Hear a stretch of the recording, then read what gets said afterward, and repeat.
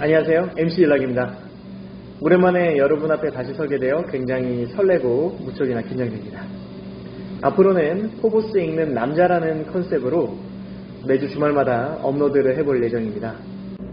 성공한 분들의 이야기부터 최신 트렌드, 문화, 뉴스, 라이프, 인사이트 등 다양한 주제를 가지고 저도 공부하고 여러분도 함께 지식의 저변을 넓혀가는 시간이 되었으면 합니다.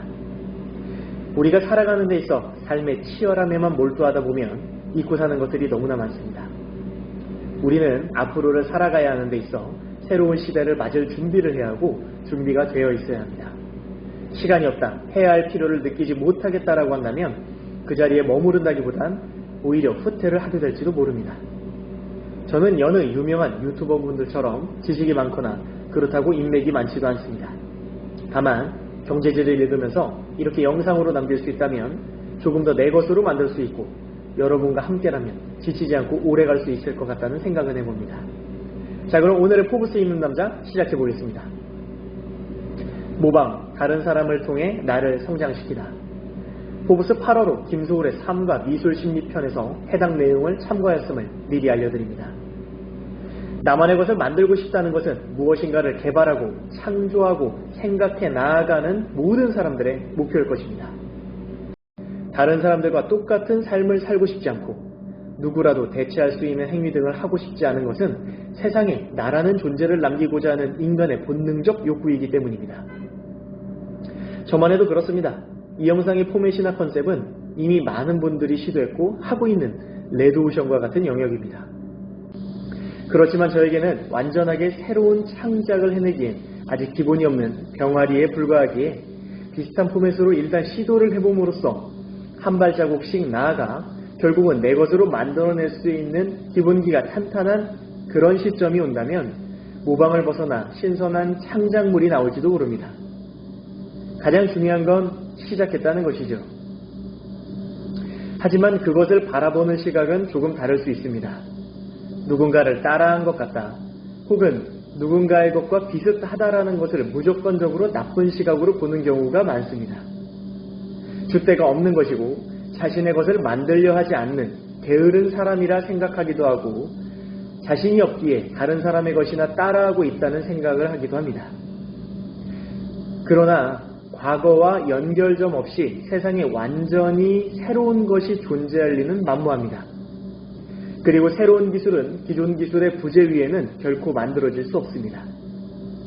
세계적인 아티스트 파블로 피카소가 대상을 여러 각도의 시선으로 분해해서 그림을 그림으로써 입체주의라는 새로운 미술사조를 발표했지만 입체주의가 완성된 바탕에는 1906년 사망한 현대미술의 아버지 폴 세잔의 영향력이 컸습니다.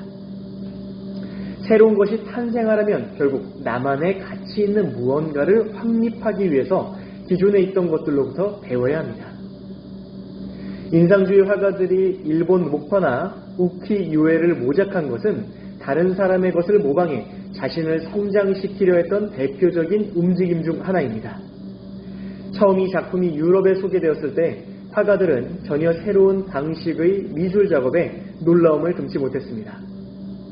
두꺼운 외곽선을 그리는 평면적인 색상 처리, 가운데 주인공이 있지 않아도 된다는 새로운 시각은 인상주의 화가들에게 큰 매력으로 다가왔습니다. 인상주의 화가들은 우키요에의 주제와 구도, 색상 표현 등으로 타인의 것을 나만의 색으로 만들려는 시도를 했고 처음에는 그것을 모방하는 단계에서 시작했습니다. 드가, 모네, 마네, 고흐 등 수많은 인상주의 화가가 우키요에의 하나를 모방하고 자신의 것으로 흡수하고 표현해냈습니다. 삶은 배움의 연속입니다. 그렇기에 계속해서 새로운 것을 받아들이고 그것을 내 것으로 만들기 위해서는 훈련이 필요합니다. 아이가 세상에 태어나서 가장 먼저 시작하는 것은 부모로부터 또는 내 주변의 사람들을 모방하는 것입니다. 그럼으로써 자신만의 성격과 가치관을 만들어 나갑니다.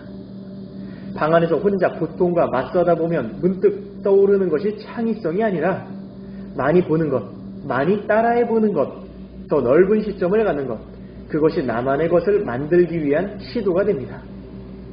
그리고 처음에는 완전한 모방으로 시작할 수 있으나 그 이후에는 자신만의 색으로 재해석해 나가며 스스로의 것을 만들어 나가는 노력이 필요합니다. 고은은 20대의 화랑에서 일하면서 밀레의 작품을 동경하며 그를 통해 자신의 미술 작품을 재해석했던 것은 어찌 보면 당연한 일일 수도 있습니다. 밀레 만종을 비롯해 다양한 작품을 자신의 감각으로 재해석했는데 그 행위는 단지 그림을 배워나가는 과정에서의 단편적인 활동이 아니라 미술 작업 전반에 걸쳐 지속되었다는 데 더 큰 의미가 있습니다. 이것이 모방을 통한 자기 성장의 대표적인 모습이라 볼 수 있습니다. 고흐가 다른 작가의 작품을 따라 그리는 작업들을 자존심 상해하거나 부끄러운 것이라고 여겼다면 어쩌면 지금 우리가 감탄에 맞지 않는 고흐의 작품은 존재하지 않았을지도 모릅니다.